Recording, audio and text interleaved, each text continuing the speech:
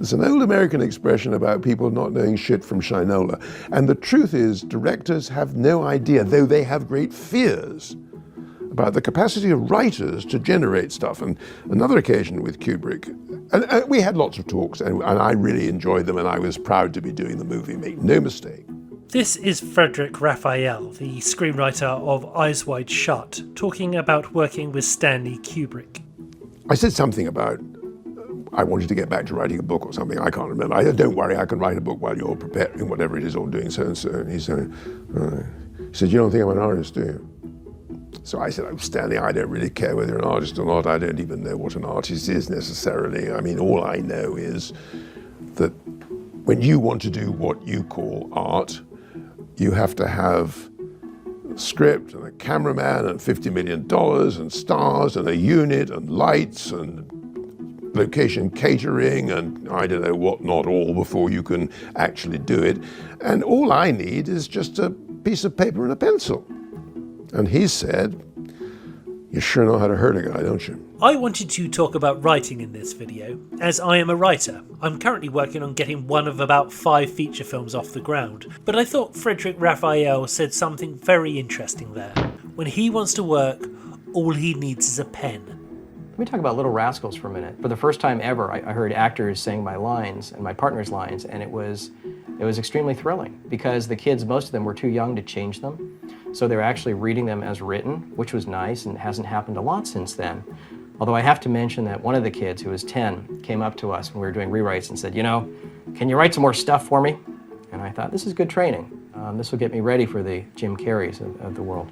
Considering the setup fee for being a screenwriter is pretty much nothing, why don't more people do it? The thing is, lots of people are doing it. If you're considering writing a book or a screenplay, then you probably already know someone else doing it. But sadly, not everyone can be successful. Are you ready to do labels? Part of my sort of dual existence in Hollywood has been working at AKA Talent Agency and trying to balance that with writing on the side. The morning grind. I work as an assistant to the theatrical agent. Why don't you try from tray 1? I have a pretty young literary manager. Right now, the most important thing is to find out exactly what they want from you. She helps me to keep my finger on the pulse of my own career. She helps me to prioritize what I need to address next. Selling a script that gets produced that's the home run ball. This is a documentary called Dreams on Spec by Daniel J. Snyder, who was one of the many filmmakers to have worked at video archives in Manhattan Beach, California, alongside the likes of Roger Avery and Quentin Tarantino. I thought by now I would have that'd be done. I'm still wrestling with the story. Earlier draft, maybe one of the first drafts, it worked for me. I wanted to work for other people. So I had people read it, I did rewrites. It got to the point where I felt like I was writing it for other people. But this rewrite, which I hope is the final draft, it's getting back to my draft. And it's getting back to pleasing me again. The film follows a group of hopeful writers as they try and more often than not fail to break into a business that they clearly love. This is the best thing I've ever written. So if this isn't good enough, or if this isn't what they're looking for, then that's it. That's all I got. There is no real hint that any of these writers aren't talented, but they are prone to putting all their eggs in one basket. So when their script doesn't go anywhere, they have to start from scratch again, which can be a daunting task, even when you're not covered in yolk. You ready to fight over script? Yes. All right. Okay, we gotta have a fight about the pro-life, pro-choice thing. I don't know why you feel this is... You can't do that! If Hollywood is your goal, then you really must see this movie. It's currently on YouTube for free. I hate Keanu Reeves. I think he's a fucking punk. I will never do a movie with him. I think Ethan Hawke is a talentless fool. Overnight is the 2003 documentary originally intended to show the rise of the hot new writer-director Troy Duffy. Instead, it shows a man destroying his own career before he's even got one. This is taking too fucking long. Everybody knows it's the best fucking project in Hollywood. Every fucking actor that reads it goes, oh my Christ. Everyone knows it takes a lot of confidence to make it in Hollywood, but Troy Duffy was destroyed by his own hubris. A first-time writer and director, his script, The Boondock Saints, was seen by a pre-Me Too era Harvey Weinstein, and Duffy was told that he was going to be the next big thing. The smell of fame went straight to his head, and he proceeded to burn bridges that weren't even erected. Those guys that did the actual documentary were a guy named Mark Bryan Smith, another guy named Tony Montana, a.k.a. Tony the Pants, which is the moniker we gave him. They were friends. They were bros, hanging out. They were part of the gang, and, one of them came up with this idea, pitched it to me, like, you're going through all this stuff now. We start a documentary now. The idea was music and film. Go through the making of the album, the making of the film, and it can become like an educational documentary for kids at film school, which it did. For reasons. Congratulations, guys. You really pulled that one off. Miramax end up backing out of the production deal, and Duffy is forced to make the movie for a much smaller budget. The dream comes alive. Yes, yes. This documentary serves as a great lesson in what not to do should opportunity come a knockin'. I saw Overnight when it was first released in 2003, but I only got round to watching The Boondock Saints last year, and it's not good. It's very not good. Poorly shot, poorly edited, and derivative as all hell. Had Duffy made a masterpiece, he might have gotten away with his behaviour. But this is one man metaphorically screaming, "I want to be Quentin Tarantino" at the top of his lungs for an hour and a half. You people have been chosen to reveal our existence to the world. You will witness what happens here today, and you will tell of it later. If these two films have not broken your spirits, then they should demystify the role of the writer, if nothing else. Movies are written by ordinary people. If you're willing to work hard, then there is no reason why you can't be one of them. The modern maladies that we all suffer from, anxiety, depression, isolation, etc., that we blame ourselves for, right? We put a judgment on ourselves. We say that, either we're weak or we're, there's something wrong with us, or we're sick, or we're sick, or something like that. We have some neurotic, issue, whatever it is. I think a lot of those problems are really just about the difference between being an amateur and being a pro, and just having, flipping that switch in our mind. And, we'll get into this a lot, I'm sure, but a pro is hard on themselves, not down on themselves, but hard on themselves. And an amateur is usually pretty easy on themselves. This is the Modern Wisdom podcast, which is hosted by Chris Williamson. In this episode, number 220, his guest is the writer Stephen Pressfield. And at the moment that, I finally did turn pro, I really just decided, look, this is my calling. This is what I want to do, which is writing. And I have to organize my life in such a way that I can do it. I can't allow chaos to dominate everything, and my and my resistance be defeating me every morning. Procrastination and all that kind of stuff. Pressfield has written a number of movies, including Above the Law, Free Jack, and King Kong Lives, but he's probably better known for writing the novel on which the movie Legend of Bagger Vance is based, or for writing the greatest book for creatives ever written, The War of Art. A lot of times, addictions are shadow careers. I could get into this in great detail, but I think that a lot of times people will, if they get into alcohol, they get into drugs, they get into heroin, they get into all the things you can get into. Their life as an alcoholic or their life as a drug addict becomes their shadow work of art. And rather than write the book that they were going to write or produce the movie or whatever it is that they were going to do, they create their own sort of personality, their own drama. Their life becomes like a movie. The book, though geared towards writers, is relevant for any sort of creative, particularly those who struggle with resistance or the urge to quit. For example, I am a fairly adequate cartoonist. This is something I drew fairly recently. It's a scene from a movie I'm writing with my friend Jeddah. I have been encouraged to pursue art over the years, and of course I've considered it, but I've always wanted to be a writer. You see, when somebody doesn't like something I've drawn, it's unfortunate, but I don't really care. When somebody doesn't like something I've written, that hurts. And it hurts because I do care. And a lot of people, when they feel that resistance against their dream, they think, I can't live with that, and they pursue the other path.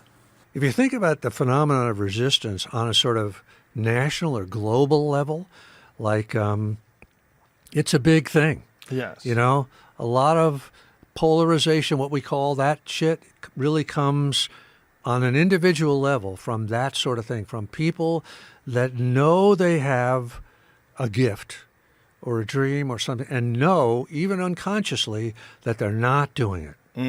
And they hate themselves for that. They feel bad, you know, as anybody would, right? I'm drinking too much, I'm getting fat, I'm not doing, you know. And so, but it's impossible for most people to accept that about themselves and say, oh, I'm really fucking up, you know. So they project it onto some other group, immigrants, you name it, right? Yeah, they just don't have the tools yet. Yeah. No one's provided them with the tools. Yeah. There's a great quote, I forget who said it, but I've said it ad nauseum, that all criticism is the tragic result of unmet needs. Pressfield's book is less than 200 pages, and you can read it cover to cover in one sitting, even if you're a slow reader like me. I have read it many times and often buy copies for friends who need motivation. If that sounds like you, I really recommend it. While we're on the subject of resistance, a lot of people struggle with first drafts, as turning a blank page into a story can feel like pulling teeth. You're advised not to tinker and change things until you've finished, because that's you avoiding finishing rather than progressing. I have found switching to a typewriter has helped me no end, because one, typing on a typewriter is quite fun, but also there is no way of going backwards. You're forced to progress. I do the lots of notes and beats and like try and figure out the story before typing, because I find that typing is really horrible, and it just hurts your body and your mind. Just sit in front of a blank screen and now what's next? I like to just have the whole plan out in front of me and know. And basically how I write is I'll start with the beginning and the end. I just want to really like visually, or like just something that I think is like, this would be a cool way to end a movie, and this would be a cool last image for an audience to see. This would be a cool first image, and this would be a cool way to open a film. And then I'll put in some scenes throughout. I think this would be a great scene. And then eventually, when I've got enough of these scenes or sequences, then lazily just glue them all together with some sort of connecting scenes. But that's it, really. That's sort of that's my style. And when I know what it is, then I can write really fast. But if I'm just sitting there with, like, if you were to say, hey, write a story about, you know, a soothsayer on a mission to find some herbs in a fantasy land, and then I just had to look at a blank page, I'd be there for a year without typing anything, unless I sat down and like wrote out and figured it all out before. I have nothing but problems with Taika Waititi's Thor films, but on the whole I really like the films he writes, particularly Jojo Rabbit. What he's talking about in this clip is structure, which movie writing is more reliant on than novel writing or theatre, and there's a lot of good books to help you understand that. Robert McKee's Story and Sid Field's Screenplay are both big sellers, but for my money, Blake Snyder's Save the Cat is the simplest and therefore best. All right, now, stories have very simple shapes, one that computers can understand.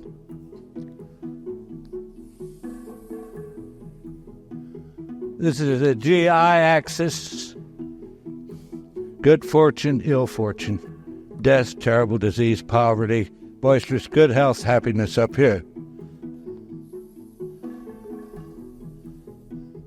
This is the BE axis, beginning, entropy.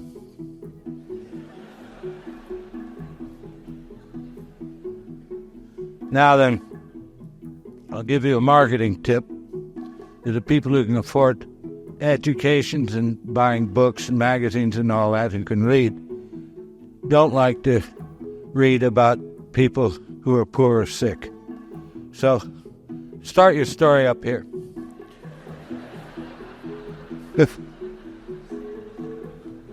Now, the simplest story, and if you stay home and watch this on television, you'll see, it'll be told again and again and again. Nobody ever gets tired of this story. I call it Man in a Hole, but it needn't be about a man in a hole. Somebody gets into trouble, gets out of it again. This is the great Kurt Vonnegut, writer of Slaughterhouse-5 and Breakfast of Champions. And this is a lecture he would give many times over his career about the shape of a story. A lot of people, particularly when they first start out writing, either want to reinvent the wheel or just don't understand the need for change in a story. Kurt puts it very simply in this lecture. Now, these are beautiful curves, and this gets a little complicated. Computers can now play chess, so I don't know why they can't digest this very difficult curve I'm going to draw for you now. And it so happens that this is the most popular story in our civilization, Western civilization. As we love to hear this story, every time it's retold, somebody makes another $1 million. You're welcome to do it. Now, surprisingly enough, I've said it's depressing. You know, people don't like stories about below average days and people. But we're going to start way down here. Worse than that, who is so low? It's a little girl. What's happened? Her mother has died.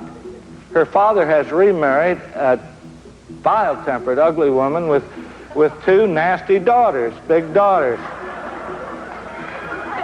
You've heard it. Anyway, there's a party at the palace that night. She can't go. She has to help everybody else get ready. She has to stay home. Now, does she sink lower? No. She's a staunch little girl, and she has had the maximum whack from fate, which is the loss of her mother. She can't go any lower than that. Okay, so the fairy godmother comes. Gives her shoes, gives her stocking, gives her mascara.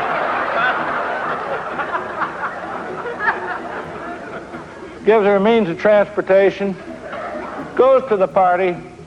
Dances with the prince, has a swell time. Boring, boring, boring, boring, boring, boring, boring. Now there's a slight inclination to that line as I've drawn it because it takes perhaps 20 seconds, 30 seconds for a grandfather clock to strike 12. Does she wind up at the same level? Of course not. She will remember that dance for the rest of her life. Now, she poops along on this level till the prince comes to shoe fits. She achieves off-scale happiness.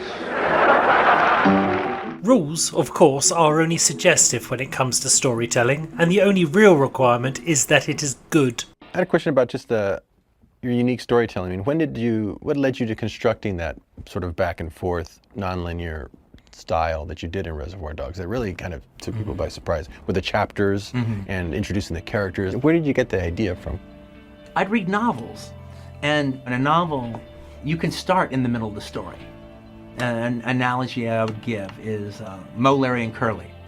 And they're doing something, and it's just moving in the forward momentum of what they're doing that's taking place in the here and now. But now it comes to chapter 3, and chapter 3 is about Moe, and that happened 2 years before. Right. And you just accept it in a novel. Yeah, and you read it in the novel, and you read kind of how Moe got there a little bit, or explains more who Moe is. And then you go back to chapter 4, boom, and now you're back into the same current situation, the same thrust of stuff. But now you know more about Moe than you did before. And then the next chapter comes, and now they're going to isolate Larry. Maybe that only happened a day before, but it sets up his situation.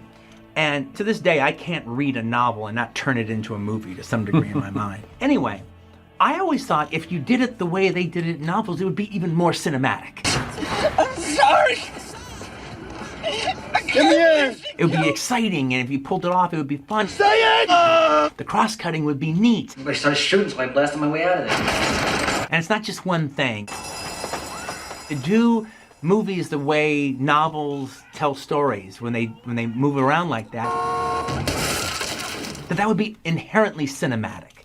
And to just put it all in chronological order was inherently not cinematic. It was drab. When you're writing for somebody else, they are in charge. And it's easier to explain a story to someone when it fits a tried and tested form. Tarantino writes for himself, and when you do that, you can write whatever you like. So if you've got an idea which is wacky or experimental, I suggest keeping the production small and then just making it yourself to prove it can be done. Anyhow, man, we're getting these ads out. We're placing the ads, we're designing the ads ourselves, we're doing the packaging ourselves, we're doing the duplicating ourselves. I know, but you're not getting anything. We didn't, dude, $14.95. You didn't do anything yet. We didn't finish the film. $14.95 a copy. We're going into the black. Yeah, that's news to me. This is the documentary American Movie, which follows the writer-director Mark Borchardt and his best friend Mike Shank as they try and finish Borchardt's short film Coven, pronounced Coven in the movie. And what movie is this for? This is for Coven, man. We got to get this sucker done by May. This is ridiculous. We started May '94, man. We've got every f-stop known to man in the film. And right now, we got to take action, man. We got to go out to that field, put those scarecrows in on a killer slant. You know, they've been there for years. The farm's burnt down. It's going to be the opening shots for Coven, you know? And what is Coven? Coven's a 35-minute direct market thriller film shot on 16mm black and white reversal. It's an alcoholic, man, compelled to go to this group meeting by his one and only friend left. But they're not that helpful, the group, you know? You know about the group thing? Yeah. Okay. One thing you probably can't pick up from a couple of clips is just how likeable this duo are. They're like the real-life Jay and Silent Bob. One loudmouth, one mute, spouting profanities to try hide the fact that they're really sweet guys underneath. Well, this fucking blows, man. We have one more day to stop these fucks from shooting this movie. And they fucking took the one thing I had left from the one woman I loved enough not to stick my hand down her pants. What do you think's gonna happen to Mark? Oh, he'll probably become a famous movie producer, you know, here in Milwaukee, and you know, I'm sure, you know, like he says, you know, smell the roses, and there's plenty here to smell. I'm witness to that, you know. Mark finished his short film, and although it wasn't the career maker he wanted it to be, American Movie made him into something of a hero. After its success, him and Mike even made a cameo on Family Guy. That was awful. That was just awful. What do you think, Mark? I don't know, man. We didn't get the shots we need. Man, what do you think, Mike? I mean, if you saw action going on in front of you, would you know instinctively to center it in front of you? I don't know. Could someone take my soda out of the icebox, please, so it doesn't freeze? There is something quite appealing about someone pursuing a dream, despite the odds, no matter what they achieve. Do you have a message for every creative person out there? Oh, yeah, definitely. You know, as a young creative, you've got to believe in yourself. You've got to, and if you're getting any outside pressure not to be who you are, you know, they're just, you know, pick up a book, look at a film, look at all of these people who are doing, who have done and are doing what you want to do. Get into that world, man. This is the best advice I can give a creative person, and sadly I can't remember who gave it to me, but I've refined it over the years. Here's a diagram. This is you, and by you I mean the creative. Around you is the inner circle. That's your creative friends. These are people you can go to talk about a project while you're still working on it. Maybe you can say I'm struggling with this or that, or I need a bigger event to get me into Act 2 or whatever, and these people in this circle will help you out. If you have 2 people in your inner circle, you're doing very well for yourself. Outside of that is the middle circle. This will have a lot more people in it. These are the people you can talk to after you have done something creative. You can say, hey, I've written a play or a book, or will you come to my poetry night? And though they are no good for creative input, they are wonderful for support. These are the sort of people who will donate to your Kickstarter. Outside of that, in the red zone, never talk to these people about creative projects. They would just make you feel shit. They might be close friends, family members, even spouses. They just don't understand creativity, or your brand of creativity. I had some material on the radio once, and when I told a family member, they said, how long are you going to keep doing this for? You can't be in everyone's inner circle. You'll never get anything written. But try to be in the middle circle. That means if your friend needs money for a movie, spare them some. If they get successful, be happy for them. If they have a film, or a play, or a book, go and see it. It might not be a masterpiece. In fact, the odds say it probably isn't, but it's their dream. Treat it kindly and they'll do the same with yours. Despite my best efforts to grow this channel, it remains very small.